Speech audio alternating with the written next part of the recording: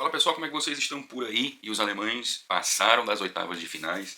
Bayern vence o Flamengo e o Borussia ontem despacha o Monterrey em um jogo bem complicado. Vamos falar um pouquinho sobre os dois jogos. O Bayern de Munique despachou o Flamengo em uma partida, um grande jogo, vitória por 4-2, em um jogo de certa forma que teve certo controle. Como eu sempre tenho falado aqui, o que tem me interessado muito é o Bayern está disposto a jogar a competição à vera. Mas o que tem me interessado muito é como o Bayern, com seu estilo de jogo, planeja de certa forma de administrar o ponto principal que tem sido uma dificuldade para muitos dos clubes europeus, que é o ambiente, o calor. O Bayern joga num sistema que necessita de uma intensidade muito grande, uma intensidade física, né? E isso em um ambiente que não é lá tão propício pode significar uma derrocada de uma estrutura tática inteira. E o Bayern, com o Kompany, tem tido um pouco dessa dificuldade. Contra o Boca Juniors, o time teve uma queda de intensidade física e de marcação na pressão que foi fundamental para trazer o Boca de volta para o jogo, para aquele jogo. E contra o Flamengo, o Bayern alternou níveis de intensidade quando precisava buscar o jogo. E o placar aumentava quando não precisava, diminuía, e algumas vezes, e foi nesses momentos que chamou o Flamengo para o jogo. Muita gente tem falado, uma questão de que o Flamengo errou. Não, o Flamengo ele foi forçado a errar. Ele foi forçado a errar. Esse sistema de pressão, a qual o Bayern submete o adversário, é algo muitíssimo comum, não só no futebol do Bayern, como no futebol alemão por inteiro. Esse é o famoso Gegenpressing, que com o Kompany é alçado a níveis estratosféricos. O Bayern pressiona o adversário mesmo com toda intensidade. E foi uma vitória contra um adversário que tentou jogar, que gerou perigo, mas é um Bayern que, quando teve suas oportunidades, puniu o Flamengo sem dó. Então assim, eu não vou me esticar muito na análise do Bayern, porque eu acho que o mais importante agora é entender como o Kompany e o Bayern têm tentado administrar o lado físico de vários vídeos que eu tenho falado sobre isso. E essa é uma questão que ficou muito clara nesta partida contra o Flamengo, debaixo de um calor, a qual esse elenco não é tão acostumado a enfrentar. O Bayern conseguiu administrar este lado físico, de certa forma, muito bem. E é uma coisa, inclusive, a qual o futebol alemão tem que pensar. E aí eu deixo uma pergunta. Próximo ano, debaixo de um sol desse também, vai estar a Copa do Mundo. O futebol alemão já enfrentou este tipo de ambiente climático quando foi campeão mundial aqui no Brasil.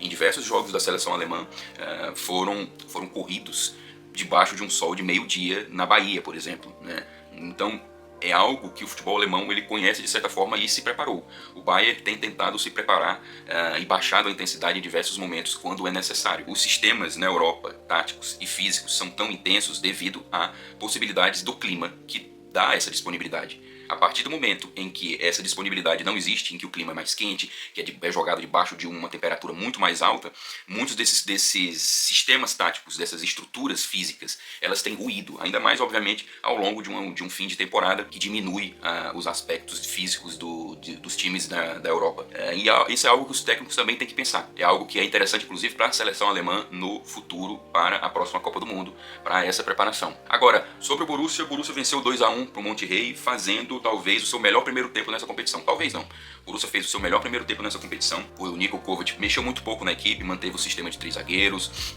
e trouxe Job Bellingham para a partida também. Os mesmos problemas de sempre. Dificuldades defensivas, defesa muito lenta, saída de bola ontem, saída de bola um pouco melhor. E o Guirassy finalmente aparecendo não só com gols, mas com uma boa atuação, fez uma ótima dupla com um ADM, autor dos 2 gols. Guirassy vai deixando aí, continuando, né, a deixar os seus 2 gols, aliás, a melhor contratação do Borussia para essa temporada que não passou, encerrou, não acabou, né? Melhor contratação do Borussia, fácil. Existem questões a se tratar também, sobre principalmente as questões defensivas. Não é um problema novo do Borussia, esse não é um problema novo, mas ontem ficou muito escancarado mais uma vez os problemas defensivos do Borussia.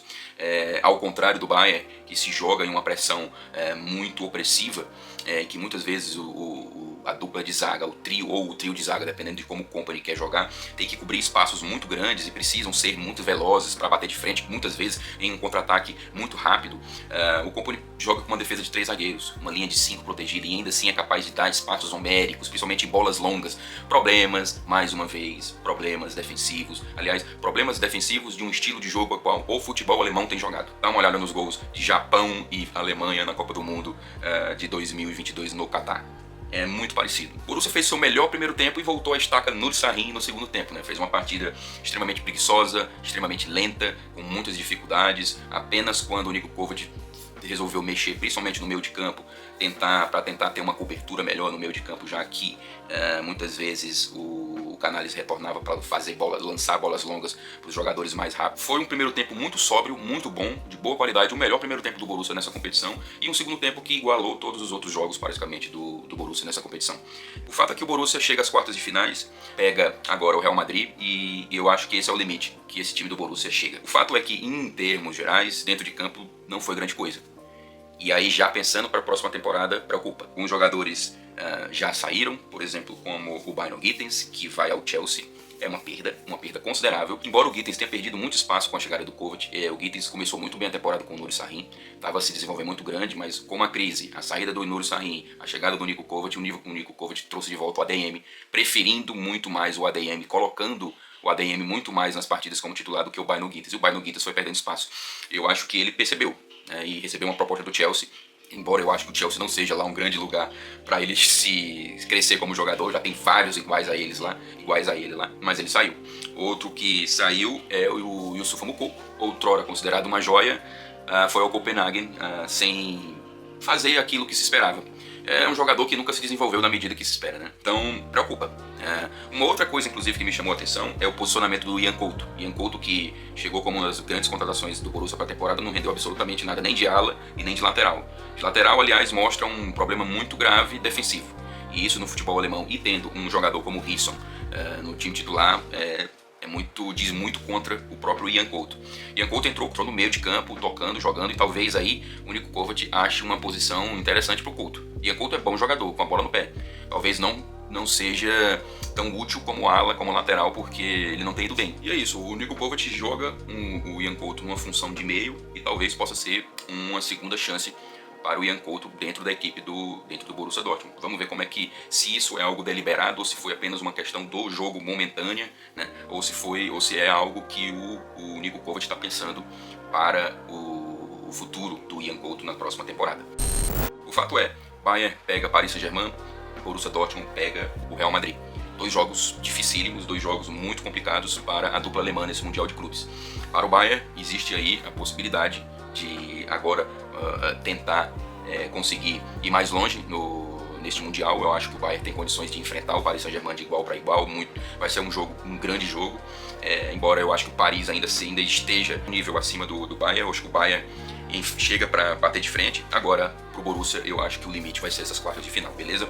Então, assim, deixo os meus breves comentários sobre a participação dos alemães nas oitavas de finais. Vamos ver até onde segue. Valeu, pessoal. Tchau.